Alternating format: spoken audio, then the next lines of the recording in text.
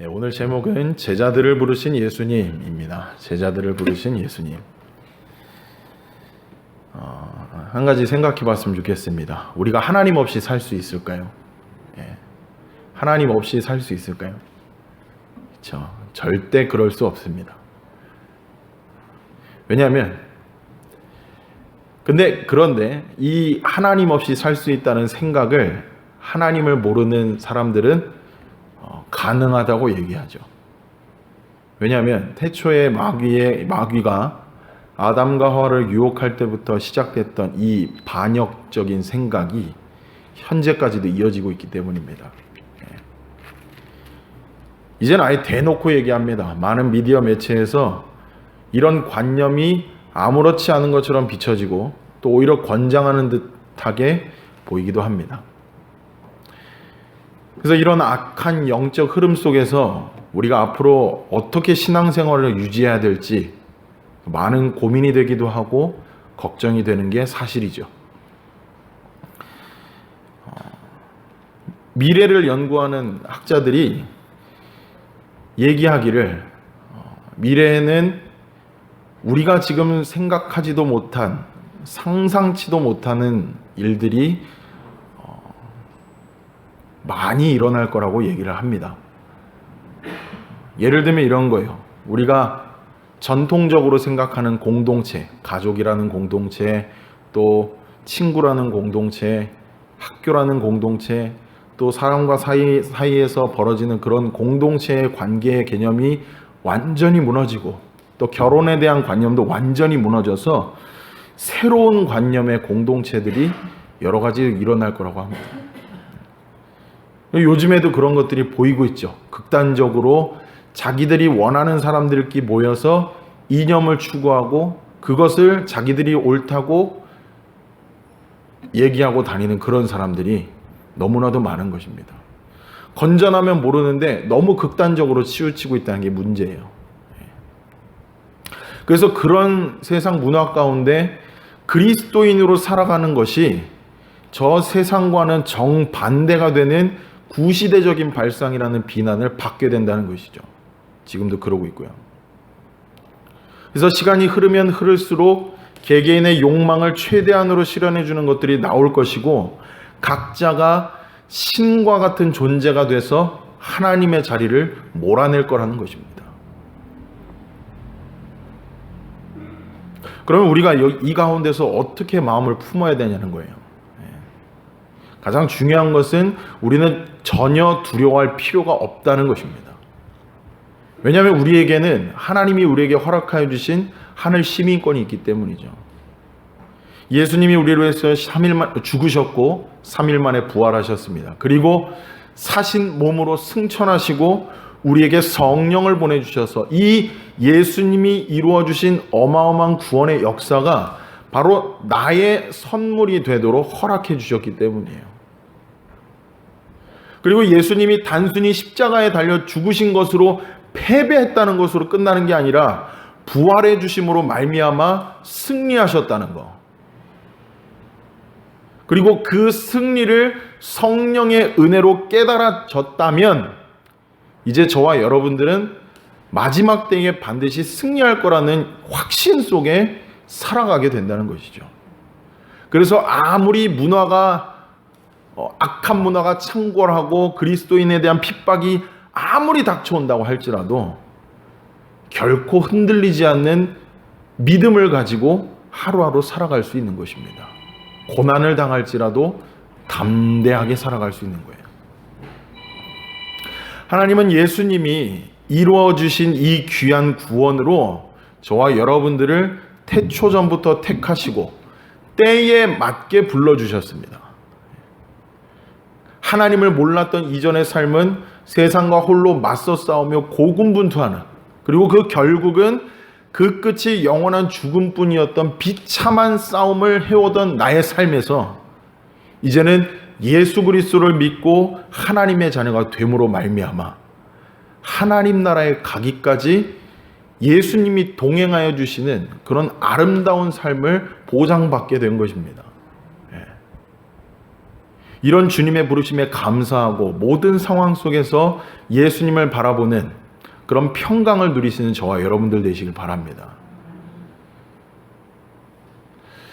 오늘 본문은 예수님께서 구원 사역을 이루어지는 가운데 함께 하고자 하는 12명의 제자들을 부르시는 과정입니다.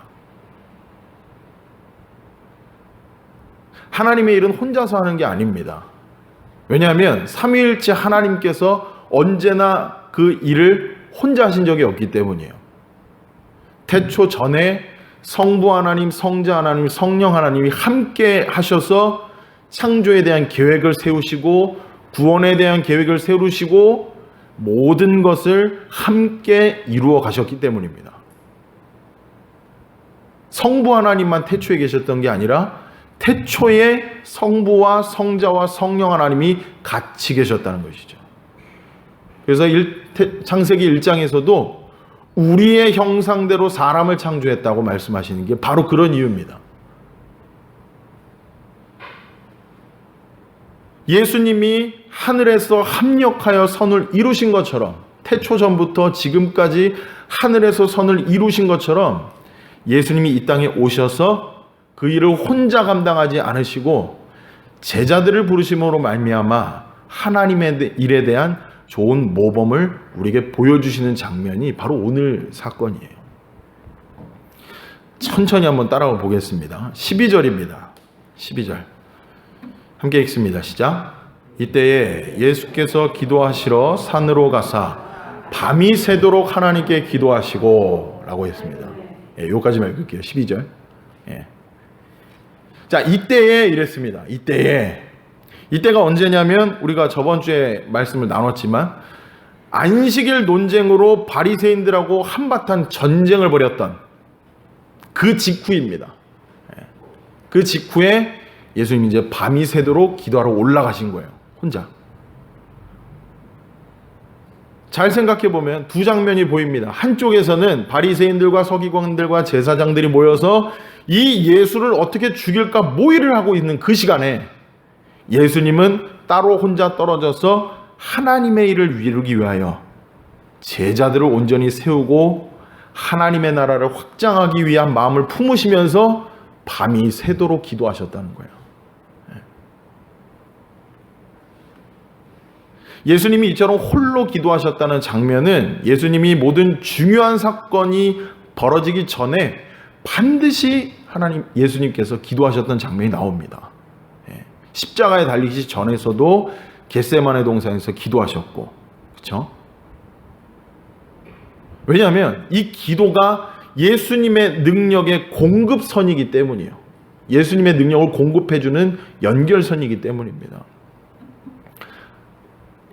근데 사실 하나님의 아들이신 예수님이 사람의 중심을 보시고 선발하시는 일은 굳이 하나님께 기도하지 않아도 되는 일이에요.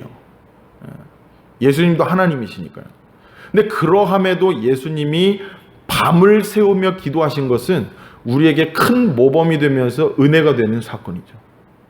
왜냐하면 예수님께서 하나님의 아들로서 그 자체로 하나님이시지만 이 땅에서는 육신을 입으신 인간으로 사셨기 때문에 하늘 아버지의 뜻을 항상 여쭙고 기도하고 능력을 구하신 것입니다. 만약에 예수님이 하나님의 능력을 구하지 않고 자기의 능력대로 모든 일을 해결하셨다면, 그리고 십자가의 사건도 하지 않고 본인의 능력대로 마귀를 처단하고 심판하셨다면 우리도 그렇게 했어야만 하는 거예요. 죄를 우리 스스로 해결해야 되고 우리를 죄 가운데서 내 스스로 구원을 했어야 되는 그러한 상황에 놓이게 되는 것이죠. 근데 우리는 죄인이기 때문에 그럴 힘이 전혀 없었다는 거예요.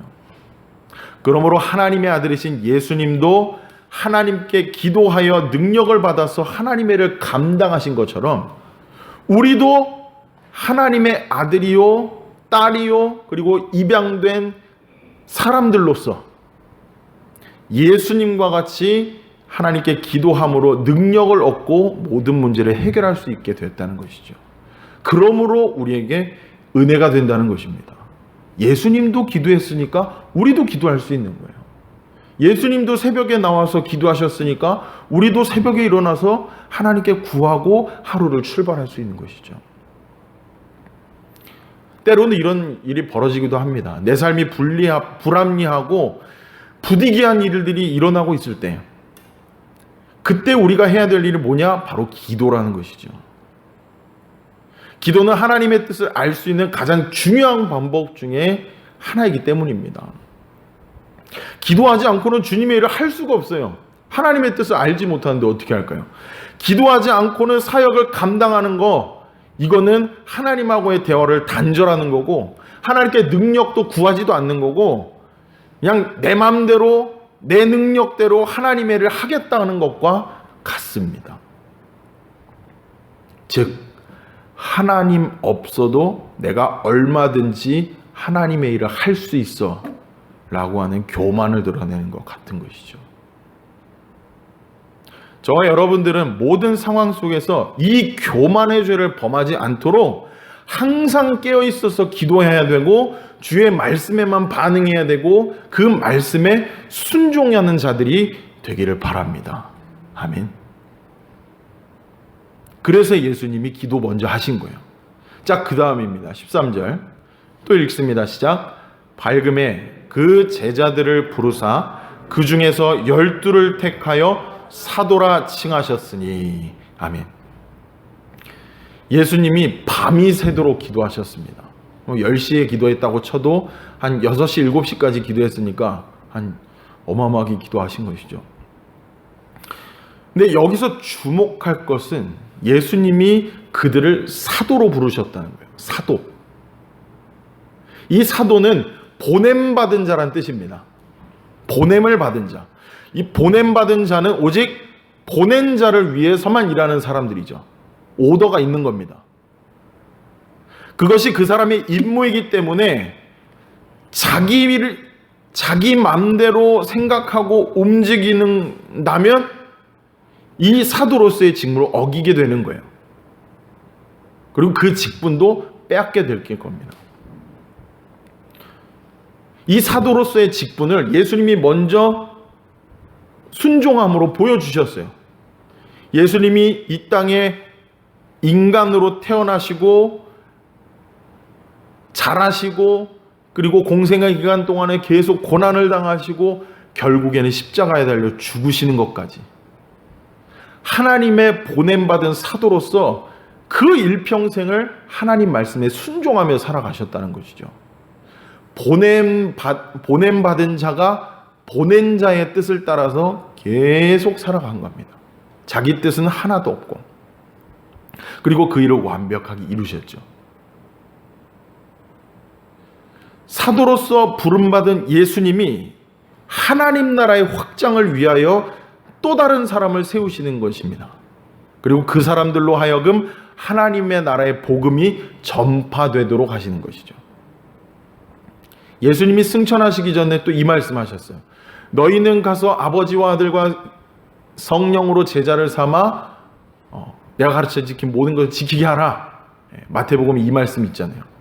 계속해서 제자를 삼을 것을 요구하시는 것입니다. 하나님의 나라가 확장되게 하기 위해서. 그러나 우리 연약한 인간은 또 이 사도라는 직분, 또 여러 가지 교회에서 받는 직분들을 자꾸 특권을 누리는 자리로 이해하기 십상인 거예요. 제자들도 일평생 그랬잖아요. 맨날 쌈박질하는 게 예수님한테 찾아와서 누가 큽니까? 누가 오른편에 앉고 누가 좌편에 앉습니까? 예수님 알려주세요. 예수님 유대인의 왕 되면 저 오른편에 좀 앉혀주세요. 이거 가지고 맨날 싸웠어요. 사도로 부름받은 자들이. 그런데 이 사도라는 자리는 특권을 누리는 자리가 아니라 고난을 받는 자리인 것입니다.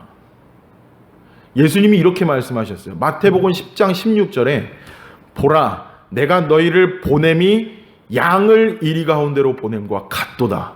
그러므로 너희는 뱀같이 지혜롭고 비둘기같이 순결하라.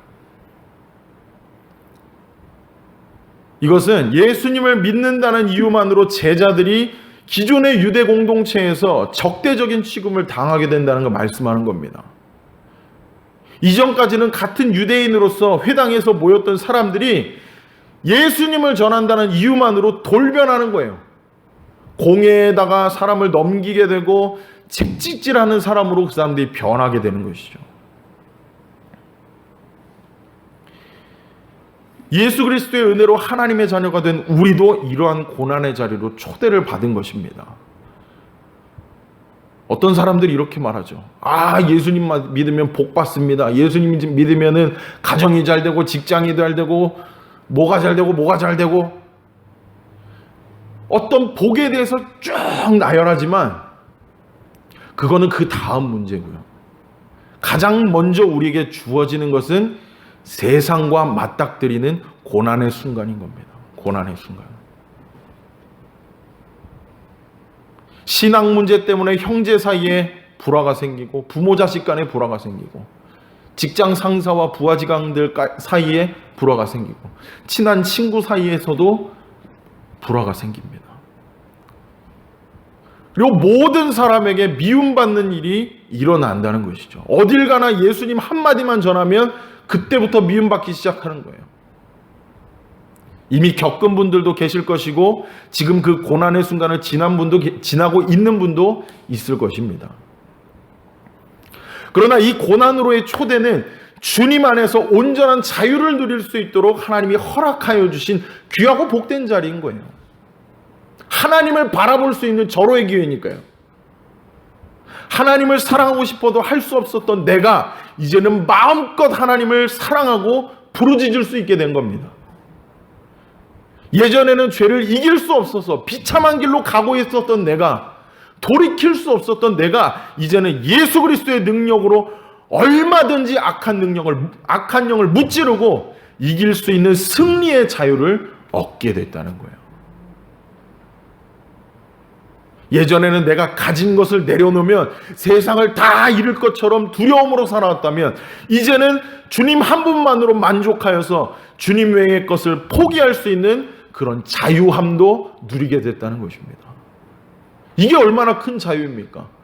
세상 사람들은 이것 뺏길까봐 저것 뺏길까봐 전전긍긍하면서 살았는데 나는 다 뺏겨도 상관없는 거예요. 누구만 있기 때문에? 예수님만 있기 때문에. 저와 여러분들이 이러한 자유함을 일평생 누리며 살아가기를 소망합니다. 이게 얼마나 행복한지 몰라요. 이게.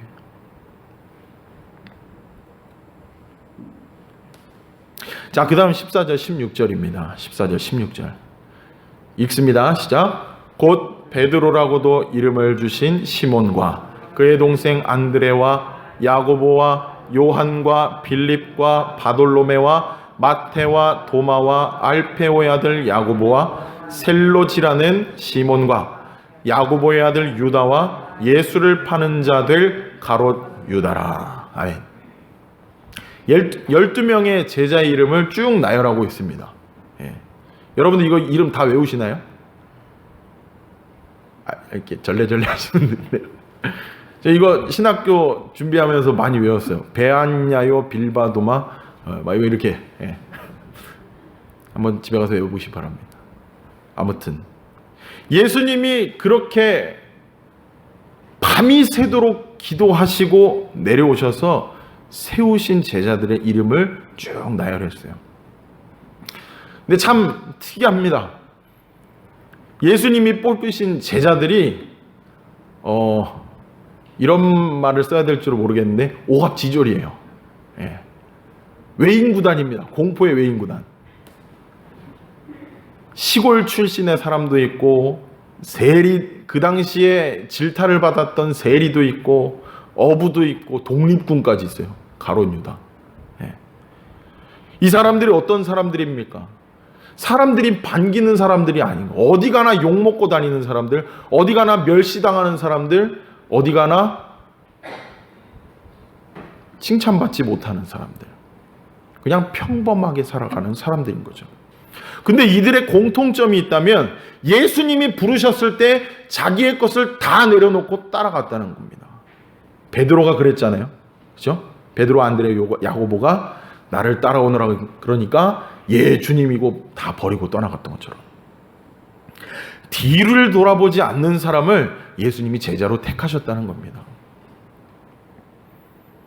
자, 우리는 모두 그리스도인들로서 예수님의 제자가 되기를 바랍니다. 그리고 강단에서도 그렇게 선포하고 예수님의 제자가 되십시오. 예수님의 자녀가 되어야 됩니다. 막 선포합니다. 근데 여러분들 이 제자라는 개념이 뭐라고 생각하십니까? 안타깝게도 어떤 부류의 사람들은 장로가 되고 집사가 되고 권사가 되고 목사가 되는 거 이런 게 제자라고 생각하는 사람들도 있습니다. 우리 가운데는 없을 줄 압니다. 예수님이 요한복음을 통해서 제자가 되는 세 가지 길을 알려주셨는데 첫 번째가 뭐냐면 내 말이 너희 안에 거하는 것입니다. 예수님의 말씀이 우리 안에 거하게 되는 것. 이게 무슨 말입니까? 예수님의 말씀이 내 안에 있는가 살펴보라는 거예요. 그리고 그 말씀대로 나의 삶이 지금 움직이고 있는가. 만약 저와 여러분 가운데 주의 말씀이 살아있고 그 말씀대로 움직이고 있다면 지금 제자로서 살아가고 계신 겁니다. 두 번째, 서로 사랑하라는 거예요. 맨날 치고받고 싸우고 맨날 헐뜯고 감사한 것보다는 불평불만이 많고 이렇다면 제자로서의 삶이 아닌지 돌아봐야 되는 겁니다. 마귀의 제자일 수도 있어요. 겉으로는 예수님의 자녀라고 세례도 받고 교회도 열심히 다니지만 끝에 가서는 돌변할 수 있는 사람이니까 조심해야 됩니다. 세 번째는 열매를 많이 맺으라는 거예요. 열매 많이 맺은 사람이 예수님 제자라는 거예요. 열매, 무슨 열매를 말하는 겁니까? 성령의 9가지 열매를 말하는 거예요. 사랑과 희락과 화평과 오래 참음과 자비와 양성과 온유와 충성과 절제. 이 9가지가 매일매일 우리의 삶 속에서 맺혀져 가는 것들. 오해하지 마시기 바랍니다. 이 9가지 열매가 한 사람 한 사람당 하나씩 맺혀지는 게 아니라 9가지가 다 맺혀지는 거예요. 이러한 열매들이 우리 삶에서 이웃과의 관계 속에서 가족과의 관계, 직장과의 관계, 친구들과의 관계 속에서 주렁주렁 열매를 맺으면 그 사람이 바로 예수님의 제자라는 겁니다. 자, 이러한 사람이 내 주변에 있다. 만약 내가 그러한 사람으로 서 있다. 그러면 나의 주변이 어떻게 변화가 될까요? 행복하게 변화가 되겠죠. 나 죽었어 하고 사니까요. 나 죽었어 하고 사니까. 집사, 권사, 장로, 목사가 되면 제자가 아니라 예수님의 제자는 이러한 열매들이 맺혀진 사람들이 바로 예수님의 제자인 것입니다. 하나님의 열매들을 많이 맺고 사시길 바랍니다. 아멘. 요한복음 15장 35절에 보니까 이렇게 말씀해요. 너희가 서로 사랑하면 모든 사람이 너희가 내 제자인 줄 알리라. 너희가 서로 사랑하면 모든 사람이 내 제자인 줄 알리라. 자, 제자인 거 인정받고 싶습니다. 예수님의 제자이고 싶어요. 어떻게 인정받는데요? 세상 사람들이 내가 예수님 제자인 거를 알아본대요. 내가 예수님 제자입니다 떠벌리고 다니는 게 아니라 교회에서 안수받고 뭔가 직분받고 이게 아니라 세상 사람들이 저 사람 예수쟁이구나 하고 알아본다는 겁니다. 이게 바로 진정한 예수 그리스도 제자의 모습인 줄 압니다. 내 말 한마디, 행동 하나하나로 인해서 예수 그리스도의 복음이 그들에게 전해지는 삶, 이게 바로 제자의 삶이라는 거예요. 이런 삶이 우리의 삶이 되기를 바랍니다. 아멘. 그 다음 읽어봅니다. 17절부터 19절이에요. 시작. 예수께서 그들과 함께 내려오사 평지에 서시니 그 제자의 많은 무리와 예수의 말씀도 듣고 병고침도 받으려고 유대 사방과 예루살렘과 두로와 시돈의 해안으로부터 온 많은 백성도 있더라. 더러운 귀신에게 고난받는 자들도 나와서 자들도 고침을 받은지라. 온 무리가 예수를 만지려고 힘쓰니 이는 능력이 예수께로부터 나와서 모든 사람을 낫게 함이러라. 아멘. 예수님이 12제자를 이제 세우시고 평지로 내려오셨어요. 예. 여기가 그 유명한 산상수훈의 자리입니다. 그러자 사람들이 막 몰려오기 시작하는 거예요. 어마어마합니다. 유대 사방, 유대 지역에서 막 몰려들고 예루살렘 또 저기 멀리 두로와 시돈 지방, 해안가에서도 몰려오고, 이 두로와 시돈 지방이 그 당시에 대도시였다고 그러거든요. 그러니까 이 대도시에서 막 사람들 몰려오는 겁니다. 예. 우리로 치면은 저 강원도 시골 산골짜기에 예수님이 등장하셨고 막 소문이 퍼지는데, 서울에서 인천에서 뭐 수원에서 대전에서 이런 광역시 같은 도시들에서 예수님 한번 보겠다고 몰려오는 거예요. 근데 그러한 사람들 중에는 몸에 질병 있는 사람, 영적인 갈급함이 있는 사람, 5만 가지 사람이 다 있었던 거죠. 그래서 예수님의 말씀도 듣고 병고침도 받으려고 예수님을 찾아왔다는 거예요. 귀신 들린 사람도 찾아왔고. 이들은 아마도 서로 먼저 예수님을 만지려고 막 악을 썼던 것 같아요. 제자들의 도움 없이는 이런 혼란 속에서 질서 잡기가, 예수님 혼자 질서 잡기가 매우 어려웠을 겁니다. 이제 막 예수님의 부르심을 입은 제자들이 이거부터 섬긴 거예요. 예수님 막아주는 거, 우리 예수님 지켜주는 거. 이전에 제자들은 예수님 곁에서 많은 꾸준히 일을 감당하며 예수님을 보좌했다는 거예요. 그리고 본격적으로 예수님의 부르심을 받아서 파송을 받은 거는 저기 뒤에 구장가에 있고, 여기에서는 일단 예수님과 꼭 붙어가지고 예수님 지켜드리고 예수님 말씀 받아먹고, 이거를 제자들이 했다는 것입니다. 이처럼 하나님의 일은 작은 섬김에서부터 시작하는 거래요. 그리고 그 위대한 사역의 마침도 작은 섬김으로 끝난답니다. 저와 여러분이 진정으로 예수님의 제자가 되기를 원한다면 이러한 작은 섬김, 또 남이 보이지 않는 곳에서의 이 섬김이 우리 안에 있는지 되돌아봐야 될 것입니다. 예수님은 많은 사람이 있을 때든지 홀로 계실 때든지 언제나 예수님은 하나님의 음성에 귀를 기울이셨고 그 뜻대로 순종하기를 원하셨기 때문이에요. 제자들도 처음에는 삐걱거렸죠. 그렇지만 예수님이 승천하신 다음에 성령의 임재를 경험함으로 말미암아 예수님의 뜻을 온전하게 깨닫고 그 남은 인생을 순교하는 삶으로 헌신했습니다. 베드로는 십자가에 거꾸로 달려 죽기까지 했죠. 그러므로 부르심을 받는다는 것, 사도로 부르심을 받고 집사와 장로와 권사와 목사로 부르심을 받는 것, 이 직분이 중요한 게 아니라 아무도 없는 곳에서 하나님께 순종할 수 있는 모습이 진정으로 제자다운 모습이라는 겁니다. 저와 여러분들도 이러한 제자로서의 모습을 갖춰나기를 소망합니다. 이제 말씀을 맺겠습니다. 우리는 하나님 없이는 살 수 없는 하나님의 자녀이고 하나님의 제자들입니다. 믿어지십니까?